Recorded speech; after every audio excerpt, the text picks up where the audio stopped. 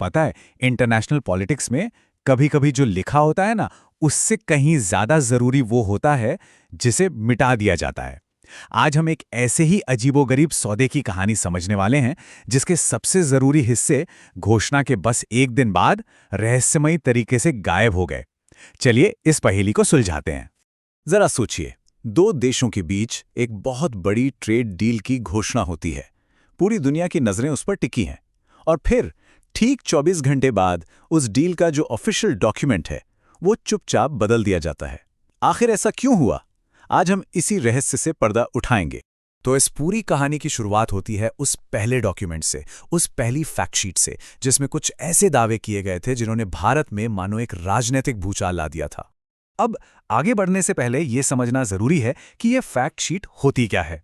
देखिए, जब भी दो देशों के बीच कोई बड़ी डील होती है तो उसके कागजात हजारों पन्नों के हो सकते हैं। जाहिर है, आम इंसान उसे नहीं पढ़ेगा। तो फैक्टशीट उन्हीं हजारों पन्नों का एक निचोड़ होती है, एक दो पन्ने की समरी, जिसमें सबसे जरूरी पॉइंट्स को हाईलाइट किया जाता है। तो जो पहली फैक्टशीट अमेरिका ने जारी की, उसमें बड़े बड़े वादे थे। कहा गया कि भारत अमेरिका से आने वाले इंडस्ट्रियल गुड्स पर टैरिफ, मतलब जो इंपोर्ट टैक्स लगता है, उसे जीरो कर देगा। वाइन, स्पिरिट्स, फल, सोयाबीन तेल, इन सब पर भी टैरिफ कम करेगा। लेकिन इन सब में एक चीज थी जिसने सबसे बड़ा विवाद खड़ा किया, और वो थीं दालें। अब सवाल उठता है कि दालें, इसमें इतना क्या है? अरे भाई, भारत में दालें सिर्फ खाने की चीज नहीं है। ये करोड़ों किसानों की रोजी रोटी से जुड़ा एक बेहद बेहद सेंसिटिव पॉलिटिकल और इकोनॉमिक मुद्दा है। अगर बाहर से सस्ती दालें बिना टैक्स के बाजार में आ गईं, तो यहाँ के किसानों का क्या होगा? और भारत का दालों से रिश्ता कितना गहरा है, ये इन आंकड़ों से पता चलता है। हम दुनिया में दालों के सबसे बड़े प्रोड्यूसर हैं, सबसे बड़े कंज्यूमर भी हम ही हैं, और जब कमी पड़ती है तो हम एक बड़े इंपोर्टर भी हैं।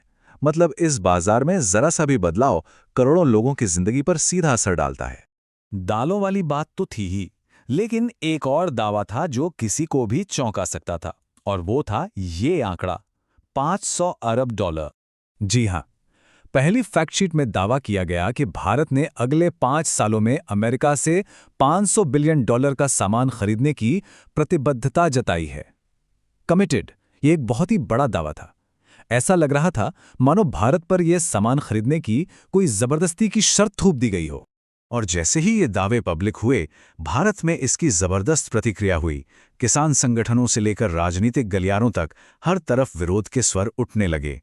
संयुक्त किसान मोर्चा जैसे किसान संगठनों ने तो बहुत तीखी प्रतिक्रिया दी। उनका सीधा आरोप था कि भारत ने अपना पूरा एग्रीकल्चर मार्केट अमेरिका के सामने सरेंडर कर दिया है। ये शब्द ही दिखाता है कि गुस्सा किस लेवल का था। इसी डर के चलते किसान संगठनों ने बड़े पैमाने पर विरोध प्रदर्शन की कॉल दे दी। उन्हें लगा कि अगर ये डील लागू हो गई तो अमेरिकी खेती के उत्पाद भारतीय बाजारों में भर जाएंगे और यहाँ के किसानों की कमाई पूरी तरह तबाह हो सकती है। और इसी भारी विरोध और पॉलिटिकल प्रेशर के बाद कहानी में एक नया मोड़ आता है। व्हाइट हाउस चुपचाप बिना किसी शोर के उस फैक्टशीट को बदल देता है। तो बदला क्या गया? चलिए साइड बाय साइड देखते हैं। सबसे पहले दालें, जिस पर सबसे ज्यादा बवाल था, उसे दूसरे वर्जन से पूरी तरह हटा दिया गया, गायब। फिर $500 अरब की खरीद के लिए जो प्रतिबद्ध शब्द था, उसे बदलकर एक बहुत ही नर्म शब्द कर दिया गया। और डिजिटल टैक्स का जिक्र, वो भी गायब, मानो ये बातें कभी हुई ही नहीं थीं। और ये सिर्फ शब्दों का हेर फेर नहीं था, जमीन आसमान का फर्क था। प्रतिबद्ध होने का मतलब है एक बाइंडिंग वादा जिसे पूरा करना ही पड़ता है।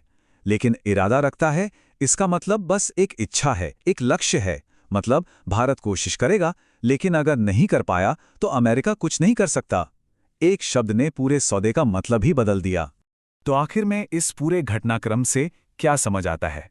इन बदलावों से हमें भारत अमेरिका संबंधों और इंटरनेशनल डिप्लोमेसी के बारे में क्या पता चलता है? देखिए, सबसे पहली बात तो यह है कि इसका मतलब ये नहीं कि ट्रेड डील कैंसिल हो गई है। डील अभी भी है। इन बदलावों ने बस उस कन्फ्यूजन को दूर किया जो पहले वर्जन ने पैदा कर दिया था। ये भी दिखाता है कि खेती का मुद्दा इंटरनेशनल ट्रेड में कितना नाजुक होता है और कैसे देश के अंदर की राजनीति देश की विदेश नीति पर सीधा असर डाल सकती है। और कहानी यहीं खत्म नहीं होती। इसमें एक आखिरी दिलचस्प मोड़ भी है।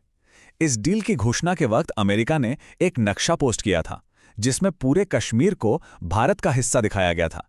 भारत में इसे लेकर काफी खुशी थी, लेकिन इस फैक्ट शीट विवाद के बाद वो नक्शा भी चुपचाप डिलीट कर दिया गया।